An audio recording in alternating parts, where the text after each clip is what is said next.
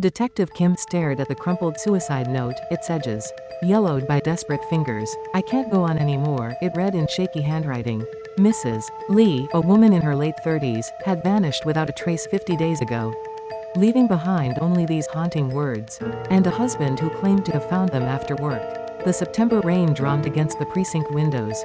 As Kim reviewed the case file, something didn't sit right. Why would someone planning suicide take time to write such a brief, almost casual goodbye? 50 days later, hikers discovered remains at the bottom of Gamaksan Mountain's treacherous cliff. The body lay 60 meters below the rocky ledge, severely decomposed. The local police quickly ruled it a suicide case closed. But Detective Kim wasn't satisfied. She climbed the mountain herself, studying the terrain. The cliff was steep, yes, but the body's position seemed wrong. Too clean for a violent fall. Too intact for hanging. And where was the rope? The funeral preparations began immediately.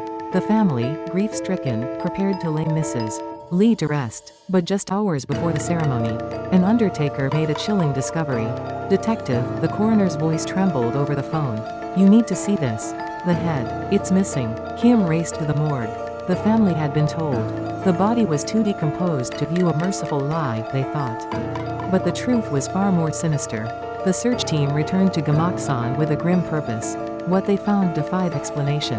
The skull lay 150 meters from the torso, completely separated. Stranger still, the hair was found 50 meters away. In yet another location, personal belongings were scattered across the mountainside, like breadcrumbs in a dark fairy tale. Most disturbing of all, despite the autumn season and 50 days of exposure, some items lay pristinely on top of fallen leaves, as if placed there recently.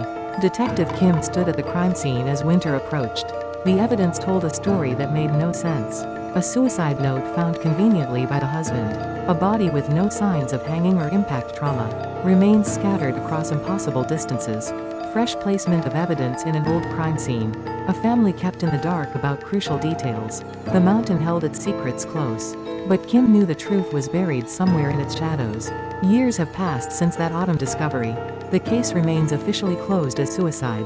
But questions linger like morning mist over Gamaksan's peaks. Mrs. Lee's family still seeks answers. Detective Kim, now retired, keeps the file on her desk, a reminder that some mysteries refuse to stay buried. The mountain remembers what happened that September night. Someday, it might tell. Current status: this case remains unsolved and classified as suicide by Korean authorities. Despite numerous inconsistencies in the evidence, the victim's family continues to seek reinvestigation.